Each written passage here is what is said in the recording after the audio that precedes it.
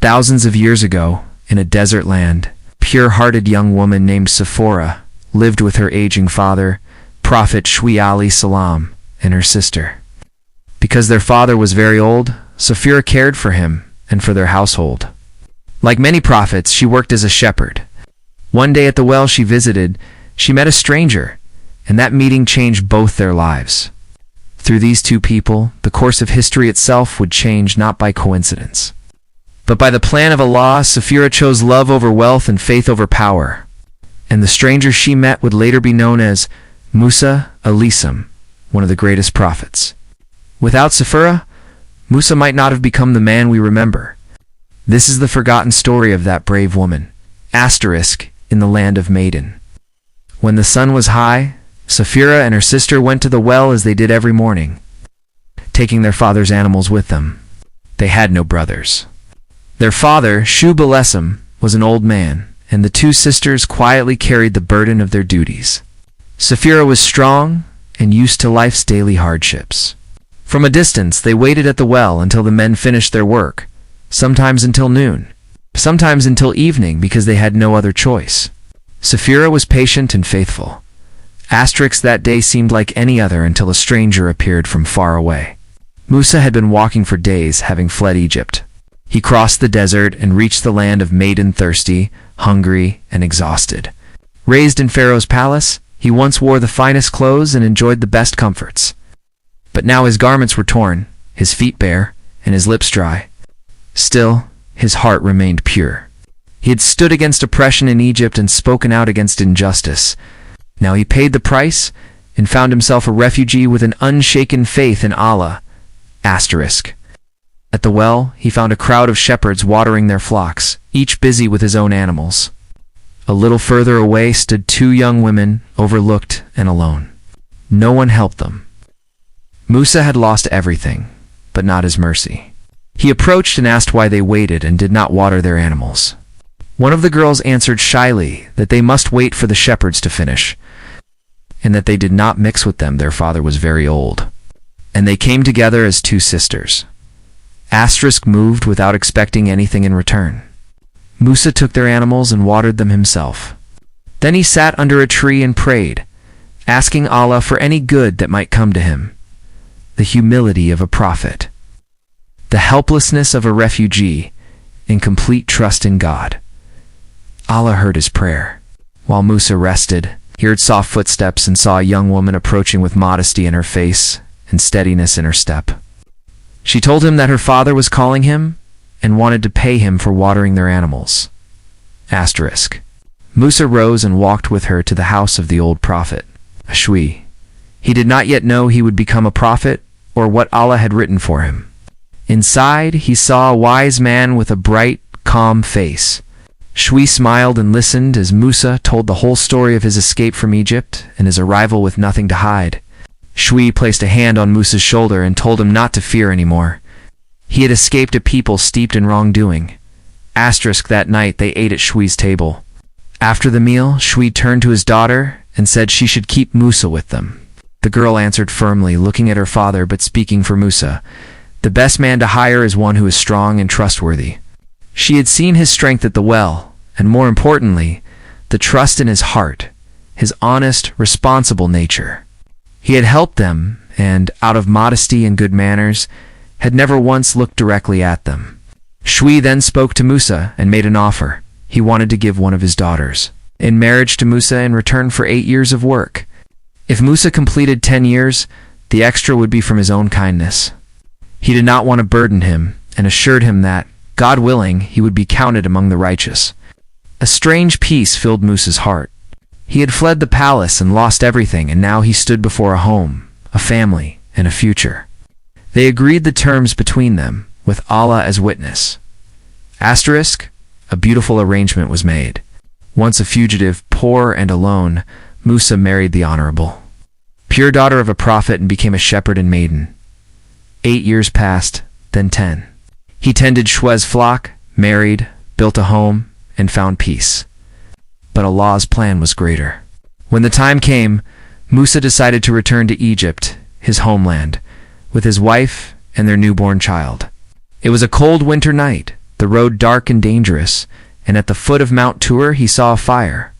Not an ordinary fire, but one that would change his life in the course of history. Ahead of him lay miracles. Seas that would split, staffs that would become serpents, and even the raising of the dead. He would witness events still discussed today, events that amaze minds and test hearts.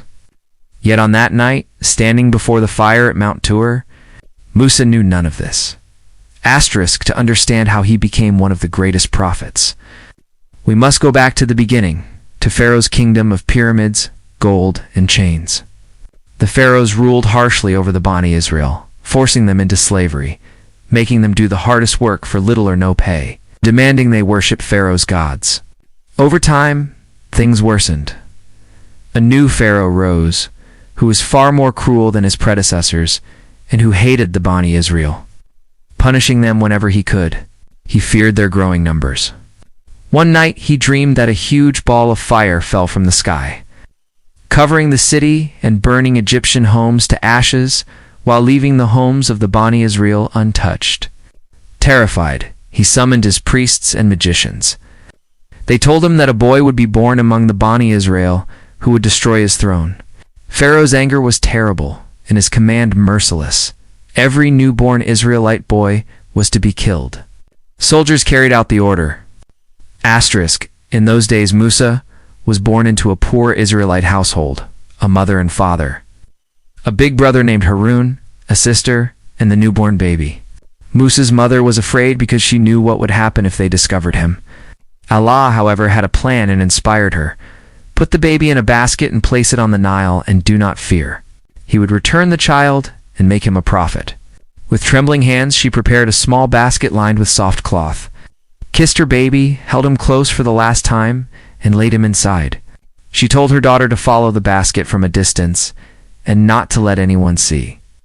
The basket floated on the Nile, guided by Allah, and eventually entered a small canal near where Pharaoh's wife was bathing.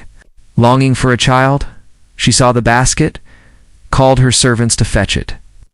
And when she opened it and saw the sleeping infant, her eyes filled with tears. Convinced the child was a gift from Allah, she took him to the palace and begged Pharaoh to let them keep him. He could not refuse. They adopted the baby. But soon a practical problem arose. The baby was hungry and began to cry. Asterisk. None of the wet nurses they brought could feed him. He refused every one of them. At that moment, the soldiers caught a girl who had been following the basket. It was Musa's sister. The queen asked who she was. She answered that she had followed out of curiosity and hoped to find someone who could feed the baby. The queen became hopeful and ordered her brought quickly. Musa's mother was taken to the palace. She held her child and tried to hide her tears. And at last Musa drank his mother's milk. Asterisk, Musa grew up in Pharaoh's palace like a prince.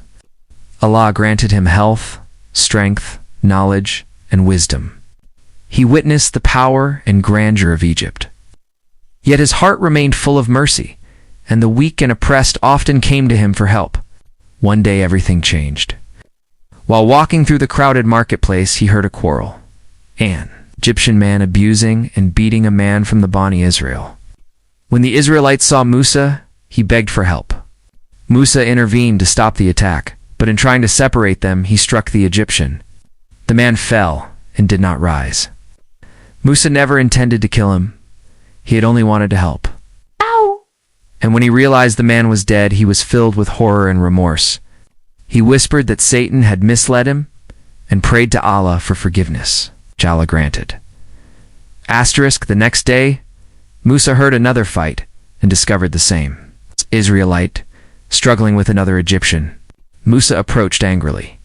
And when the Israelites saw him raise his hand, he panicked and cried that Musa would kill him as he had the day before. That accusation reached the ears of the Egyptian, who fled to report the murder. The following day, someone ran up to Musa warning that soldiers were coming to arrest him. So he fled immediately, not even changing his clothes or making preparations. He passed through the city gates and walked into the desert, leaving palace and safety behind. Asterisk, Prophet Musa wandered the desert for days and nights toward the land of Maiden. His only companion Allah, and his only strength, his prayers. The burning sand scorched his feet, but he pressed on, fearing the soldiers. After 8 days and 8 nights, he reached the outskirts of Madian, rested beneath a tree, and came upon a well where, as told earlier, he met Safura. They later married. 10 years passed. Musa decided to return to Egypt with his wife and children. On a cold winter night, as he passed the foot of Mount Tur, he saw a fire in the distance. Musa walked toward the fire. The Quran describes this event. Musa saw a fire by Mount Tur and told his family to stay while he investigated, hoping to bring back news or a burning piece of wood to warm them. When he approached, a voice called, "O Musa, I am Allah, the Lord of all worlds." Musa understood this as the voice of Allah and moved closer. Allah told him he had been chosen for a special mission and commanded him to follow his instructions. Then Allah asked what was in Musa's right hand. Musa replied that it was his staff, used for walking and for bringing down leaves for his sheep. Allah told him to throw the staff on the ground. When Musa dropped it, the staff became a large moving snake. Musa was afraid and started to run, but Allah reassured him, saying not to fear and to come back because he was among the safe. Allah told him to hold the staff and that it would return to its original form. Though frightened, Musa trusted the voice and reached out to touch the snake. It immediately turned back into his staff. Musa's fear disappeared and a deep peace filled his heart. He understood he was truly speaking to Allah. Allah gave him another miracle. Put your hand inside your garment and it will come out shining white without any harm. Musa did so, and his hand shone with a special bright whiteness. Allah said these 2 signs were from the Lord for Pharaoh and his people, who had gone far astray. Musa replied that he feared they would deny him, that his heart grew tight and his tongue was slow to speak. And he asked that Harun be sent with him because he feared for his life. Allah promised to strengthen them both and grant them power so none could harm them, and that by Allah's signs, those who followed them would be the successful ones. After this, Musa took his family and began the journey back to Egypt. They traveled for days until they neared the city, where his brother Harun was waiting. Musa and Harun met by the Nile and embraced. Musa told Harun that Allah had given the mission to both of them, and that they should go to Pharaoh, speaking gently in hope that he might reflect or fear. Together they approached the palace. Musa had not been in Egypt for many years and knew his life was at risk. Yet he returned only by Allah's command. Before Pharaoh. Musa spoke of Allah and his mercy, but Pharaoh refused to listen, claiming divinity and treating the charge as madness. When reminded that Pharaoh had raised Musa as a child and that Musa had once lived among them, Pharaoh accused him of ingratitude. Musa explained that the killing had been unintentional. He had fled, and that Allah had later granted him wisdom and prophethood. He added that Pharaoh had enslaved the Bani Israel. When Pharaoh asked who Musa's Lord was, Musa answered that he was the Lord of everything. The creator and guide, he urged Pharaoh to consider and admit the truth. Calling attention to the Lord of the heavens and the earth, Pharaoh, enraged at these words, threatened punishment for anyone who worshipped another besides him, and demanded a clear miracle if Musa spoke the truth. Musa cast down his staff, and it became a vast serpent, terrifying Pharaoh, who briefly wavered and offered to free the Bani Israel. Musa reclaimed his staff and it returned to normal, but Pharaoh asked for another sign. Musa put his hand into his garment and withdrew it shining white, and Pharaoh was again shaken. Just as belief seemed within reach, Pharaoh's minister intervened, urging him not to relinquish his godhood. A large council was convened, and Pharaoh ordered the arrest of Musa and Harun, while summoning skilled magicians from across the land. Pharaoh asked for a contest of magic. A day and place were set. On the appointed morning, the magicians displayed their tricks, making ropes and sticks appear to move. Musa felt fear, but was reassured, and told to throw what was in his right hand, for it would swallow what they had produced by their magic.